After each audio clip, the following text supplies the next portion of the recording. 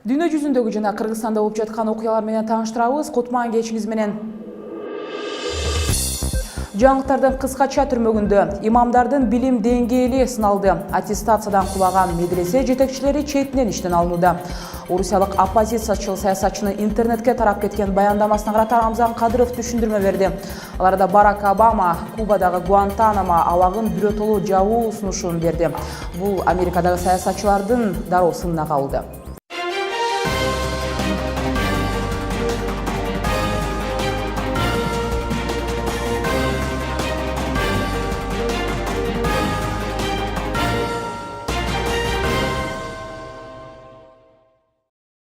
Кызматыңыздарда мен Айгерим Жаныкул кызы. Обулуу жергиликтүү кабарлардан баштасак.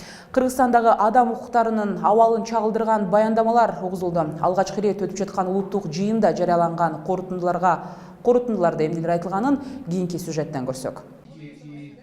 Бир дүйнө укук коргоо кыймылы өлкөдөгү адам укуктарынын абалы боюнча иликтөө жүргүзүп, анын жыйынтыгында өлкөдөгү 7 аймактын баарында жарандардын жай жыйындарга чогулуу эркиндигине, укуктарынын сакталышына жана камсыздалышына масштабдуу мониторинг өткөрдү. Аймактык өнөктөштөр бейөкмөт уюмдарды каттоодон баш тартуу, жарандык активисттерге, диний уюмдарга укук коргоо органдары тарабынан куугунтук кылуу, жай жыйындарга жана митингтерге чектөө фактылары бар экендигин табышты. Ошо жарандардын тынч пикеттерге катышып, өзүнүн үнүн жеткизип жана ошол көтөрүп аткан жагдайды өкмөт кандай чечет деген жыйынтыктуумда бир жемиштерин ала албай атат да. Экинчи жактан Ички иштер министрлиги бүгүнкү күнү жаңы мыйзам долбоорун жазып, ошондо дагы аябай басмырлап айтып атат да, эгерде жыйын жасаса булар айтыш керек, кимдин акчасына кандай депчи. Бул деген аябай туура эмес. Анткени бул биринчисинен конституцияга каршы, экинчи жакта мындай чектөөлөр жакшылыкка алып келбейт. Анткени жакырчылыктан же болбосо ошол эле чиновниктер туура эмес иштерин жасап атса, социалдык жактан, саясий жактан сөзсүз түрдө өкмөткө, андан чоң өкмөткө да барып, же болбосо парламентке барып, тынч жыйындарын өткөзүп жана өзүнүн сунуштарын бергенге толук кандуу укуктуу. Кыргызстанда жыл сайын жүздөгөн митинг өтөт. Алардын эң ириси 2010 жылы апрель айындагы ыңкылап болуп саналат. Анын жыйынтыгында 87 жаран каза болуп, өлкөнүн президенти Курманбек Бакиев өлкөдөн качып кетүүгө туура келген. Кыргызстанда соңку жылдарда 300 митинг өткөнү катталган. Алардын 50% жеке ишкерлер же мекемелер болсо, 18% саясий партиялар тарабынан уюштурулуп, 3-орунда бейөкмөт уюмдар турат. Митинг өткөрүүгө тандалган жерлердин 27% көчөлөрдө өткөрүлсө, 13%-ында коомдук аянтчалар колдонулган. Ошондой эле 36% митинг өткөрүүгө тыюу салынган жерлерде. Мисалы мектептерде, ооруканаларда, темир жолдо жана мамлекеттик ишканалардын жанында өткөрүлгөн. Дагы башка көңүл буруунун популярдуу түрү бул боз үйлөрдү куруу болуп эсептелет. Ал эми укук коргоочулар бул мыйзам бузуу эместигин айтышат. Себеби бул узакка созулган акцияларда чарчап калган жарандар эс алып тамактанып алуусуна шарт түзөт. Укук коргоочулардын айтымында соңку жылдарда Кыргызстанда өтүп жаткан митинг маалында көптөгөн мыйзам бузуулар катталды. Бул себептүү митинг катышуучуларын да кармоо көп жүрдү. Ошентсе да Борбор Азия өлкөлөрү арасында Кыргызстанда эркин чогулуу, митинг акция уюштурууга бийлик тараптан олуттуу чектелер жок делет.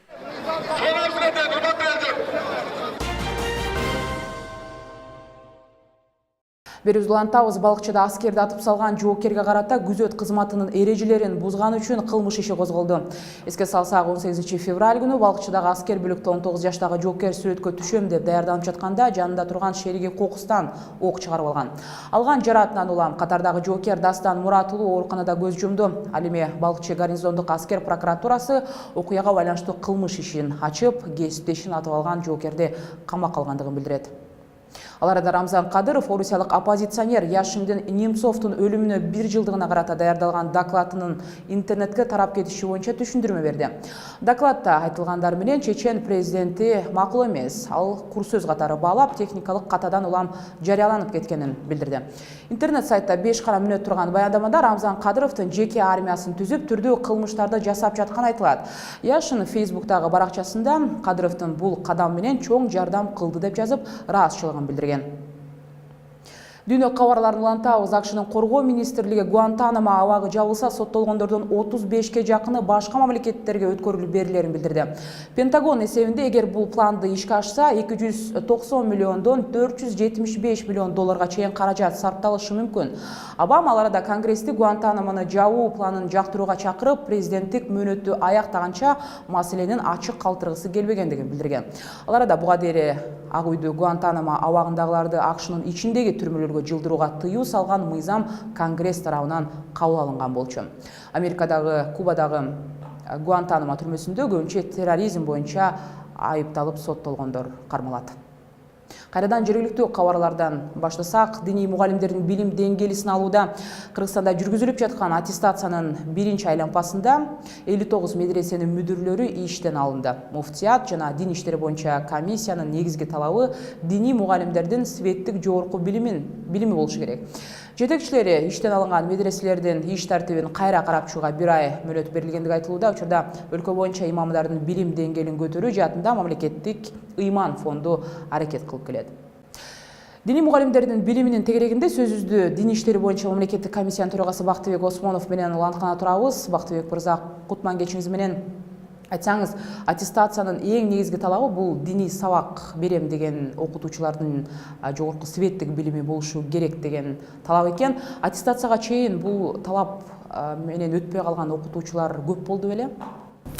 Азыркы ушу муфтиятта болуп аткан реформалык иш-чаралар ушу Кыргыз Республикасындагы туруктуу өнүктүрүү улуттук стратегиясын ишке ашыруу иретинде 2014-жылкы 3 февралдагы коргоо кеңешинин чечимин аткарууда, анан жанагы Кыргыз Республикасындагы дин чөйрөсүндө мамлекеттик саясатты аткаруу иретинде жүрүп аткан реформалар болуп саналат.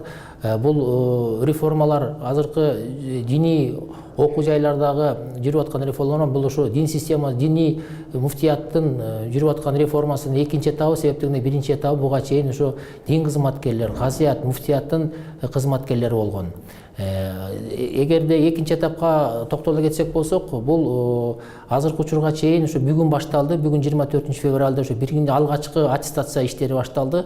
Буга чейин бизде дин иштери боюнча комиссиясында эсептик каттоодон өткөн 92 медресе, 10 жогорку диний окуу жайлардын ичинен ошо берген иш кагаздарынан 92% мүдүрлөр аттестацияга киргизилбей калды. Себеп дегенде булардын жана талаптарга ылайык жогорку диний жана жогорку светтик билими болуш керек эле. Ошого байланыштуу булар кирбей калды. Андан тышкары жана мугалимдердин 42% да ошентип аттестацияга кирбей калды. Бул себеп, бул мындай болгон себеби 2014-жылы Кыргызстан мусулмандарынын курултайында жаңы муфтияттын уставы кабыл алып, ушундай муфтияттын жетектечүү адистерине, андан тышкары ушу диний билим системасындагы мүдүрлөргө жана мугалимдерге жогорку диний светтик жана жогорку диний светтик билим деген талаптар бар болчу. Кыргызстанда ондой жогорку окуу жай, 92 медресе бар. Буга чейин алардын ишмердиги кандай көзөмөлгө алынып келген?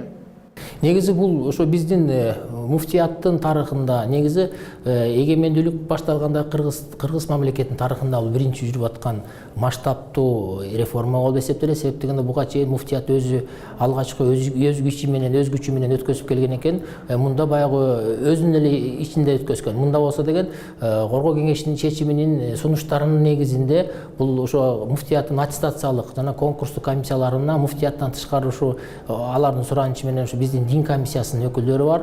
Ыйгарамдуу мамлекеттик мекеме катары, андан тышкары коомчулуктан жана башка кызыктары болгон структуралардан кишилер бар.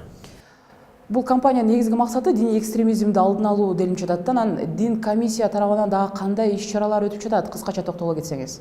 Бул негизи бул диний билим берүү системасына бул аябынан мамлекет көңүл бурган себеби, өзүңөр билесиңер, ушу биздин адамдар ушу диний билиминин деңгээлинин ылдыйлыгынан жана радикалдык экстремисттик идеяларга алданып кетип калып атышат да. Ошон үчүн деген бул маселе абдан куруш турат. Ошон үчүн бул диний билим берүү системасынын аттестациялоо кара бул мамлекеттин көзөмөлүндө болуп атат. Себеп дегенде бул муфтияттын жалгыз бул чараны ишкенге өзүнүн бир чарасы дагы жакшы келе албай атат. Мындан тышкары биз ошо өткөн жылдын күздөн бери ушу Ишеналы Арабаев атындагы университеттин алдында бул жерден демөөрчү болуп биздин дин иштери боюнча мамлекеттик комиссиясы муфтият анан Ишеналы Арабаев атындагы ректорат демөөрчү болуп бир учредитель болуп ушунун алдында бир атайын колледж ачылган, 3 жылдык колледж. Ал колледж ушу биздин окутуучулар диний билимди тереңдетип окушат. Анан бул 3 жыл бүткөндөн кийин бул балдар мамлекет тааныган, нострификацияланган дипломго ээ болушат. Бул эмне айтат? Булар ушу балдар бүткөндөн кийин эгерде диний билимин өркүндөтөбүз деп калса, диний окуу жайларга тапшырышат. Жок, светтик билим алабыз десе, светтикке тапшырат. Андан тышкары мындай мамлекеттик болобу башка мекемелерге иштегенге укугу бар себептигинде булардын диплому мамлекет аркылуу таанылып атат. Бул эмнени айткысы келет? Бул ушу биздин мамлекеттик конфессиялык кызматташуунун бир түрү. Андан тышкары ушу биз социалдык бир маселени да чечет. Себептигинде азыркыга чейин жана каттоодон өткөн диний окуу жайлардын бир дагы дипломдору ушу мамлекет аркылуу таанылбайт. Рахмат сизге, Бактыбек мырза. Кыргызстанда диний окуу жайлардын кызматкерлерин аттестациялык өткөрүү кампаниясынын айланасында дин иштери боюнча мамлекеттик комиссиянын төрагасы Бактыбек Осмонов менен баарлаштык. Сиздер болсо берүүбүздүн кийинки бөлүгүндө бул кабарлар менен таанышасыз. Кармалган казак журналистинин кысымга алынып жатышы боюнча эл аралык уюм тынчсыздануусун билдирди. Суракка алынган Матаевдер бийлик аларды куугунтуктап жатат деп айтышууда. Алар да өзбек бийлиги өлкөдөгү башкы көзөмөл органы болгон прокуратураны тейлемей болду. Эми бул кызматтын үстүнөн көзөмөлдө турган адамдардын тобу түзүлдү. Аларда миллиардер Билл Гейтс Зика вирусуна каршы күрөшөөрүн жар салды. Ал бир катар борборлор менен биргеликте алдыңкы окумуштуулардын башын бириктирүүгө аракет кылып жатат. Борбор Азия чөлкөмүндө болуп жаткан жаңылыктардан эл аралык уюм казак журналистинин кармалышына тынчсызданат. Журналисттерди коргоо комитети Казакстандын улуттук басма сөз клубунун башчысы Сейитказы Матаевга кысымды токтотуу керек деди. 23 февраль күнү Алматыда кармалган Матаев менен кошо анын уулу Кастак агенттигинин жетекчиси Асеттагы суракка алынган. Казакстандын коррупцияга каршы кызматы Матаевдер бюджеттик каражатты кымырып алган деген айып менен шектелип жатканын билдирет. Ал эми Кастак басылмасы муну бийликтин куугунтуку катары баалап жатат. Ошол эле маалда коңшу мамлекетте өзбек парламенти башкы прокуратуранын ишмердигин көзөмөл жүргүзө турган атайын комиссия түздү. Маалыматтарга караганда 15 адамдан турган комиссия прокуратура тармагынын ишмердүүлүгү боюнча 2 жылда бирден баяндама жасап турат. Өзбек лидери Ислам Каримов буга чейин прокуратура кызматын сынга алып, көзөмөл органына түшүп жаткан арыздар арбын экенин айткан. Өзбек мыйзам чыгаруу палатасынын билдиришинче, прокуратура органына көзөмөлдү жүргүзүү иш-чаралары күчөтүлөт. АКШ жана Орусия Сириядагы ок атышууну токтотууга макул болду. Дүйшөмбү күнү АКШ жана Орусия Сириядагы согушту токтотуу боюнча планын жарыялады. Бул келишимге Ислам мамлекети жана Аль-Нусра майданы Бириккен Улуттар уюмунун террорчу деп атаган башка топтордун тиешеси жок. Кененирээк кийинки материалда.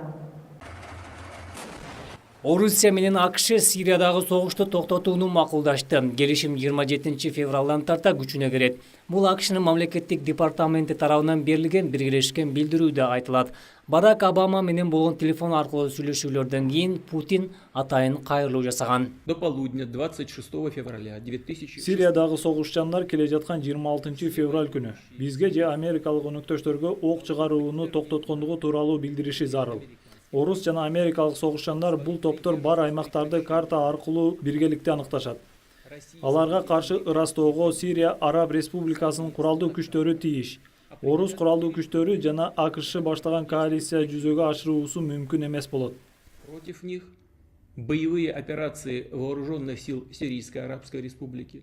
Бирок Орусия жана АКШ Ислам мамлекети тобуна, анын ичинде Аль-Нусра майданына жана ошондой эле Бириккен Улуттар уюмунун террорчу деп бөлүштүргөн топторго болгон соккуларын улантышат. Бириккен Улуттар уюмунун башкы ассамблеясынын төрагасы Ян Элисян мындай дейт. Ок атпоо демилгеси Игилдин жана Аль-Нусра үстөмдүк кылган аймактарда тарабаса, андай элдештирүү мониторинги биз үчүн олуттуу чакыруу болуп калат. Бирок анын начарлашы жана коркунучу баарын бириктирип турат. Путин келишимдин түз сакталышын байкоо үчүн АКШ жана Орусия ортосунда тынымсыз байланыш түзүлөөрүн айтты. Исмат Ибрагимов, Канал 11. 11 каналы жаңылыктарды улантат. Microsoft компаниясынын негиздөөчүсү Билл Гейтс менен жубайы Зика орусуна каршы күрөшүн баштай турганын Reuters агенттиги жазып чыкты. Билл Гейтстин айтымында дүйнөлүк саламаттык сактоо уюму жана бир катар борборлор менен биргеликте алдыңкы окумуштуулардын башын бириктирүүгө аракет кылып жатат. Мурдараак Гейтстердин кайрымдуулук фонду дагы Батыш Африка өлкөлөрүндө жайылган Эбола илдетине каршы күрөшүү үчүн $50 миллион бөлүп берген. Зика вирусунун учурда чиркейлер аркылуу адамга жуга тургандыгы байкалган. 11 каналынын кечки жаңылыктарында орчундуу окуяларды баяндадык. Кайрадан амандашканча саламатта калыңыздар.